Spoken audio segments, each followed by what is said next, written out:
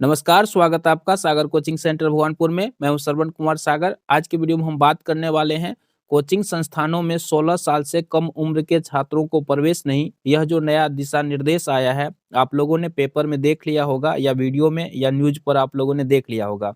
तो इसके बाद जो है काफ़ी सारे छात्रों के मन में यह सवाल आ रहा है कि हम लोग फिर पढ़ेंगे कैसे? अभिभावक भी इसी सोच में है कि अब क्या होगा छात्रों का भविष्य, और साथ ही जो टीचर प्राइवेट टीचर है वो जो पढ़ाते हैं कोचिंग खोल करके, तो उन सभी का जो है क्या होगा? वे सभी बेरोजगार हो जाएँगे। तो इन्हीं सब सवालों पर आज की वीडियो में हम बात करेंगे।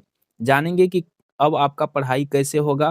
क्या सच में ये कोचिंग सेंटर सब जो है 16 साल से कम उम्र के जो बच्चे होते हैं, उसके लिए बंद हो जाएगा? फिर आगे कैसे क्या होने वाला है? चलिए आज की वीडियो में आपको डिटेल में समझाते हैं।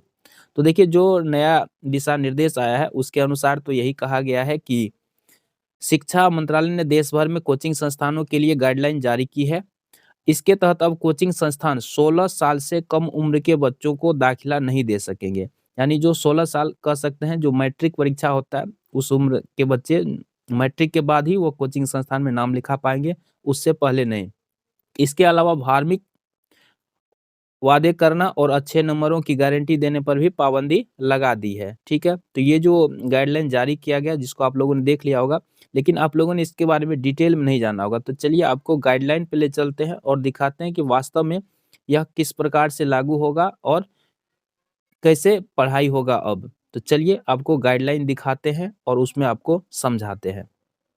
प्राइवेट कोचिंग सेंटर को लेकर शिक्षा मंत्रालय भारत सरकार के द्वारा जो गाइडलाइन जारी किया गया है वो इस प्रकार है। जैसा कि आप देख सकते हैं, जनवरी 2024 में ये गाइडलाइन जारी किया गया है government of India, ministry of education के द्वारा। तो इसके अनुसार जो मुख्य बातें हम आपको बताने जा रहे हैं। तो यहाँ पर देखिए, अगर आप इसको पढ़ना चाहते हैं तो इसको आप हमारे टेलीग्राम ग्रुप को ज्वाइन कर लीजिए। उसमें आपको इसका पीडीएफ हम दे देंगे, तो वहाँ से आप पढ़ सकते हैं। अगर अंग्रेजी आपको पढ़ना नहीं आता तो इस पर हम वीडियो बना दिए हैं कि अंग्रेजी में लिखा हुआ को हिंदी में कैसे पढ़ें। चलिए इसका जो मुख्य बातें आपको समझाते हैं कि अब कैसे आपको पढ़ाई होगा, क्या होगा। तो यहाँ पर देखिए, सबसे पहले बात करते हैं कि बहुत सारे जो प्राइवेट टीचर है या स्टूडेंट है, तो वे सोच रहे होंगे कि जो ये 16 साल से कम उम्र के बच्चे के लिए जो कोचिंग सेंटर को बंद कर दिया गया है, तो अब उनका भविष्य क्या होगा, वो कैसे पढ़ पाएँगे, या उनको जो प्राइवेट ट्यूशन पढ़ाने वाले टीचर हैं, तो वो क्या करेंगे, वो तो बेरोज़गार हो जाएँगे। ऐसी बात नहीं है। देखिए, ये जो गाइडलाइन जारी किया गया, दरअसल कोचिंग सेंटर को रजिस्ट्रेशन कराने के लिए यह निर्देश जारी किया गया। तो कोचिंग सेंटर का मतलब क्या होता है? देखिए, यहाँ पर कोचिंग का मीन मतलब दिया गया है गाइडलाइन में कि जहाँ पर 50 स्टूडेंट से अधिक हो और वो शिक्षा ग्रहण कर रहा हो, ठीक है? तो वो होता है कोचिंग। तो अगर आपके पास 50 से कम स्टूडेंट को आप पढ़ा रहे हैं, तो वो कोचिंग के अंतर्गत नहीं आता है, तो फिर उसकी रजिस्ट्रेशन की आवश्यकता नहीं है, ठीक है? तो जैसे कि कोई प्राइवेट टीचर है, गाँव में पढ़ा रहे हैं, तो पढ़ा सकते हैं, कोई दिक्कत नहीं। लेकिन अगर आप उसको एक बिज़नेस के रूप में लेते हैं, अगर आप ज़्यादा से ज़्यादा स्टूडेंट, मान लीजिए 50 से ज़्यादा स्टूडेंट को आप पढ़ाना चाहते हैं, तो उसके लिए आपको कोचिंग खोलना होगा। फिर कोचिंग में जितने रूल्स यहाँ बताए गए हैं, तो उसको आपको फ़ॉलो करना होगा। क्लासरूम होना चाहिए, बोर्ड होना चाहिए, है ना? स्नातक से कम पास जो है, स्नातक से कम योग्यता वाले टीचर उसमें नहीं होना चाहिए। बहुत सारा इसका दिया गया है, जिसको आप पढ़ेंगे तो समझ में आएगा। तो वो सारा चीज़ फिर आपको फ़ॉलो करना होगा और फिर जो है रजिस्ट्रेशन भी करवाना होगा। उसके वेबसाइट पर सारा डिटेल भी अपलोड करना होगा, जो इसमें बताया गया है, ठीक है? लेकिन 50 से कम स्टूडेंट को जो पढ़ा रहे हैं, तो उसके लिए कोई दिक्कत नहीं है। अब जैसे कि स्कूल के आवर में आप नहीं पढ़ा सकते, ये भी रूल है। तो कोई अगर घर पे पढ़ा रहा है, कम स्टूडेंट को पढ़ा रहा है, तो उसके लिए कोई दिक्कत नहीं है। लेकिन आप बाज़ार में हज़ारों स्टूडेंट को पढ़ाते हैं, तो फिर आपके लिए दिक्कत है।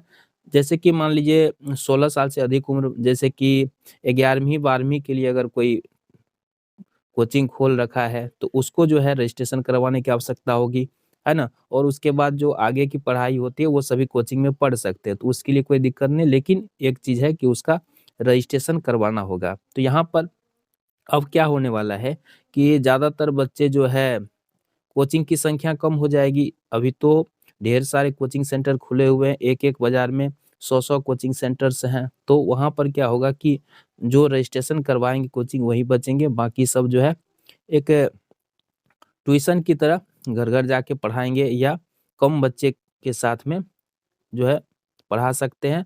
और ज़्यादातर जो है अब ऑनलाइन बच्चे क्लास करेंगे, है ना? तो ऑनलाइन का जो है मार्केट बढ़ने वाला है। ऑनलाइन में ज़्यादातर बच्चे तैयारी करेंगे, क्योंकि ऑनलाइन जैसे यूट्यूब के माध्यम से या ऐप के माध्यम से बच्चे ऑनलाइन तैयारी कर पाएँगे, है ना? तो ज़्यादातर टीचर जो बेरोज़गार होंगे तो ऑनलाइन में आ जाएँगे, या कम स्टूडेंट रख के पढ़ा सकते हैं, या अगर उसको व्यवसाय करना है, कोचिंग ही चलाना है, तो रजिस्ट्रेशन करवा के 11th-12th या उससे आगे के बच्चे को कॉम्पिटिशन और का तैयारी करवा सकते हैं, कोई दिक्कत नहीं। लेकिन 50 से कम स्टूडेंट को पढ़ाते हैं तो वहाँ पर रजिस्ट्रेशन की आवश्यकता नहीं है, वो कोचिंग के अंतर्गत नहीं आता, जो कि इसमें बताया गया। तो इसमें सारा डिटेल में दिया गया। मुख्य बातें इसमें जो निकल के सामने आ रही है, वो यही है कि कोचिंग सबको जो है रजिस्ट्रेशन करवाना पड़ेगा, और जो है आप देख सकते हैं 16 साल से कम एज के बच्चों के लिए जो है बंद कर दिया गया है ना, यानी कि अब वो नहीं पढ़ा पाएँगे। वैसे यह तुरंत अभी लागू नहीं हुआ है, इस पर अभी विचार चल रहा है। इस तरह से गाइडलाइन जारी किया गया है ताकि जो है इस सब पे रोका जा सके। बहुत सारे कोचिंग सेंटर क्या होता है, मनमानी करते हैं, लाखों रुपए फीस लेते हैं, ठीक है? और इस तरह से जो है बहुत सारे छात्र आत्महत्या करने पर विवश हो जाते हैं, और वो जो धार्मिक वादे करते हैं कि इस कोचिंग से इतना टॉपर बना है, ये बना है, लेकिन सभी तो टॉपर नहीं बन सकते हैं। तो इस तरह से जो है बेलगाम जो प्रचार होता है उस सब पे रोक लगाने की बात कही गई है। तो मुख्य यही सब बातें हैं। इससे आपका कुछ भी पढ़ाई डिस्टर्ब नहीं होने वाला है।